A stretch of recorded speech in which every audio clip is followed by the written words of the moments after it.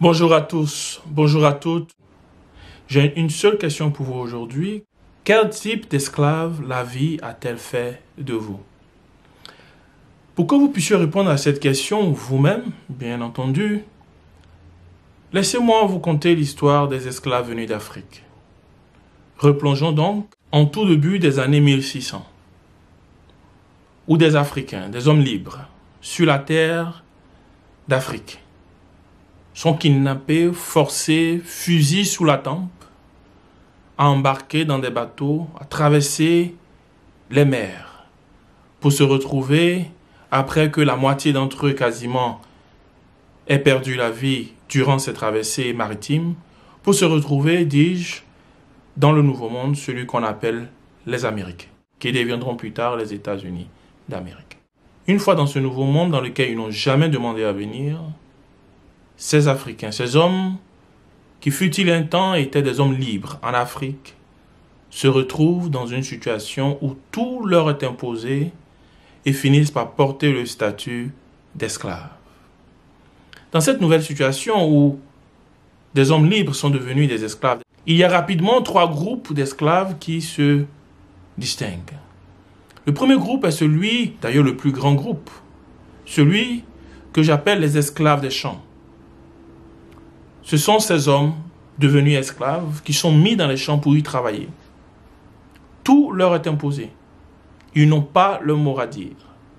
Ils font le travail le plus difficile. Ils sont dans les conditions de travail les plus difficiles. Ils sont dans la situation la plus extrême. Car tout leur est imposé. On leur impose l'heure à laquelle ils doivent se réveiller et l'heure à laquelle ils doivent dormir. On leur impose le champ dans lequel ils doivent travailler. On leur impose la parcelle de champs qu'ils doivent cultiver. On leur impose l'outil de travail, la machette, la daba, peu importe. On leur impose tout. On leur impose même à quelle heure ils doivent faire leur pause pour manger, à quelle heure ils doivent faire leur pause pour boire. Et personne n'hésite à leur donner des coups de fouet lorsqu'ils ne travaillent pas assez bien. On leur impose tout ça sans aucun salaire, sans la possibilité pour eux de se réaliser. Ils se retrouvent dans ces champs sans avenir. Ils se retrouvent dans ces champs sans lendemain, les esclaves des champs. Et beaucoup parmi ces esclaves des champs considèrent que la situation, bien entendu, ne va pas changer. Je dis bien beaucoup, car il se trouve qu'il y a un petit groupe qu'on pourrait qualifier de chanceux, et je pèse mes mots, parce qu'en réalité, ce n'est pas la chance, mais certains parleraient de chance, qui finissent par être détectés par le maître blanc, le maître des esclaves. Donc, quelques-uns parmi les esclaves des champs finissent par changer de statut. Ils se retrouvent dans la maison du maître.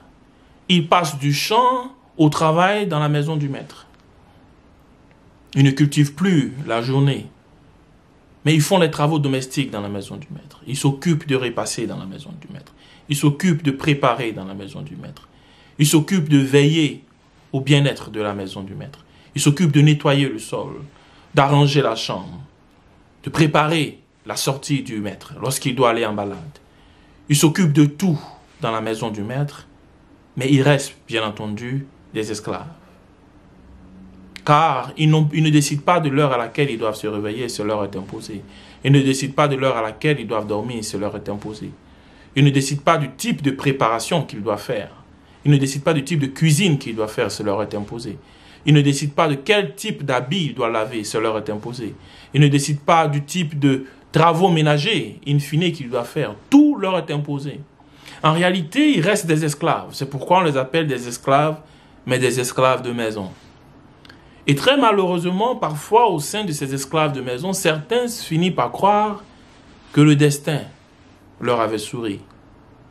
Il leur arrivait même parfois d'être mis en charge de surveiller les esclaves des champs, de s'assurer que tous les esclaves des champs faisaient le travail comme ils étaient supposés faire.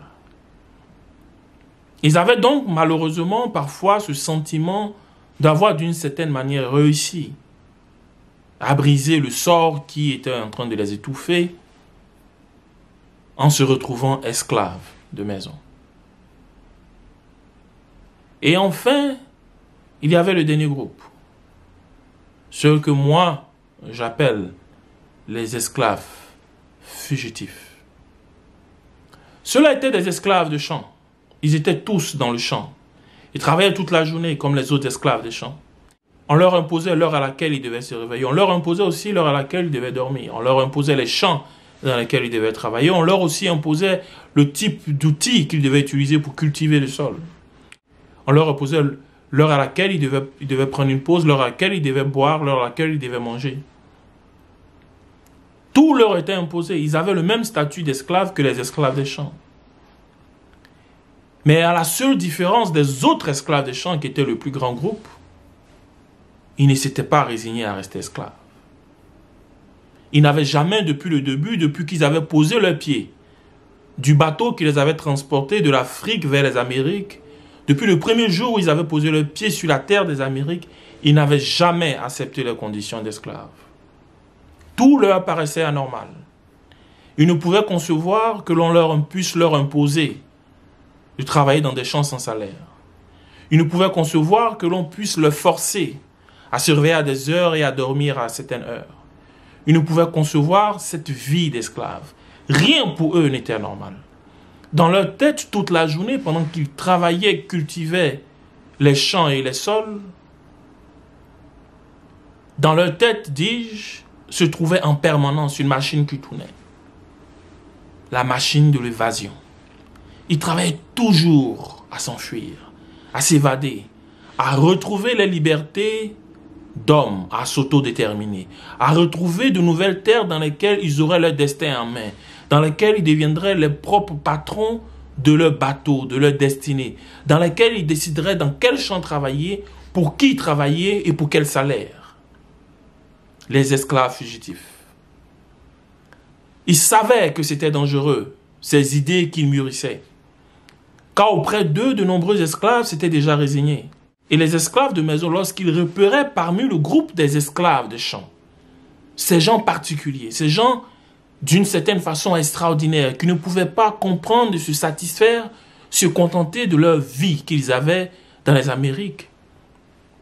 Lorsque ces esclaves de maison les repéraient, ils tentaient même de convaincre les esclaves fugitifs de ne pas tenter l'évasion, de se contenter de ce qu'ils avaient, de bien faire leur travail dans le champ, et peut-être qu'un jour, ils auraient la chance de devenir des esclaves de maison comme eux. Mais c'était mal connaître les esclaves fugitifs, parce qu'ils savaient qu'en eux se trouvait le potentiel de devenir et de demeurer des hommes libres. La fatalité pour eux n'était pas une option. Leur destin ne devait pas être celui de rester esclaves. Il arrivait donc, après plusieurs réflexions, un jour, ces esclaves fugitifs finissaient toujours par tenter l'évasion. Et lorsqu'ils tentaient l'évasion, très souvent, pour plusieurs raisons, parce que le plan n'avait pas été bien ficelé, parce qu'ils n'avaient pas d'alliés, ou parfois parce qu'ils avaient été dénoncés trop tôt par les esclaves de maison, ils finissaient par être rattrapés par le maître, ramenés dans la propriété où l'esclavage battait son plein. Et lorsqu'ils étaient rattrapés et ramenés dans la propriété, le maître s'assurait de les battre en public, de les battre durement, pour décourager tous les autres esclaves des champs à qui il pourrait venir l'idée, je dirais saugrenue, audacieuse, de vouloir s'évader, de vouloir prendre son destin en main, de vouloir devenir un homme libre, capitaine de son bateau. Pendant que les coups en public s'abattaient sur eux, pendant qu'ils saignaient abondamment et qu'ils pleuraient, ces esclaves fugitifs pensaient deviner quoi? À la prochaine évasion. Il faut quand même que je sois honnête et que je reconnaisse que parmi les esclaves fugitifs, certains, après avoir été copieusement battus, le soir se retrouvaient conseillés ou grondés, je dirais, par les esclaves de maison, qui leur disaient: pourquoi ne peux-tu pas te contenter de ta situation? Pourquoi dois-tu forcer et te créer autant de problèmes? Regarde combien de fois tu as été battu aujourd'hui. Pourquoi n'acceptes-tu pas ta situation, celle d'esclave de champ? Pourquoi est-ce que petit à petit, tu ne fais pas bien ton travail d'esclave de champ, d'homme non libre, afin qu'un jour, peut-être par chance, tu te retrouves comme moi à devenir esclave de maison. Il arrivait malheureusement que certains esclaves fugitifs finissaient par perdre cette volonté de devenir libre, abandonnaient l'idée de s'échapper, de s'évader, de reprendre leur destin en main, et retournaient dans le grand lot des esclaves de champ. Mais très souvent, les esclaves fugitifs, pour la plupart, restaient accrochés à leur idée, à leur volonté de devenir des hommes libres, de prendre leur destin en main, de devenir le capitaine de leur propre bateau. Donc, le soir, après avoir été battus, jetés quelque part dans le grenier, pendant que leur sang leur sortait du corps, ces esclaves fugitifs ne pouvaient s'empêcher de penser à la prochaine évasion. Pendant qu'ils pensaient leurs blessures, ils tiraient les leçons de l'échec de l'évasion présente et ne pouvaient s'empêcher d'une évasion encore plus grande et plus magistrale que la première. Ils tentaient toute leur vie de s'échapper jusqu'à ce que certains parmi eux réussissent à devenir des hommes libres, maîtres de leur destin, capitaines de leur propre bateau. La vie n'est pas différente. Vous et moi, aucun d'entre nous n'a demandé à se retrouver dans ce nouveau monde. Personne n'a demandé à naître. Nous sommes retrouvés dans ce monde qui finalement nous a tout imposé à notre naissance. Les parents avec qui nous vivons, les frères et les sœurs que nous avons, le pays dans lequel nous devrions grandir, la classe sociale à laquelle nous devrions appartenir, les types d'écoles dans lesquelles nous devrions nous retrouver, les problèmes avec lesquels nous sommes nés, tout nous a été imposé. Et beaucoup d'entre nous, parfois, ont fini par se résigner à leurs conditions de vie, à leurs conditions sociales, à leurs conditions économiques, à la situation du monde qu'ils sont venus trouver. Et puis, il y a quelques-uns qui, par des coups de chance, ont vu leurs conditions légèrement s'améliorer. Mais bien que leurs conditions se soient améliorées, ils ne sont pas maîtres de leur destin. Ils ont juste changé peut-être de quartier, mais ne sont pas maîtres de leur destin. Ils ont juste changé de boulot, mais ne sont pas maîtres de leur destin. Ils ont peut-être juste changé d'école, mais ne sont pas maîtres de leur destin. Tout leur est imposé. Ils subissent tout dans leur vie.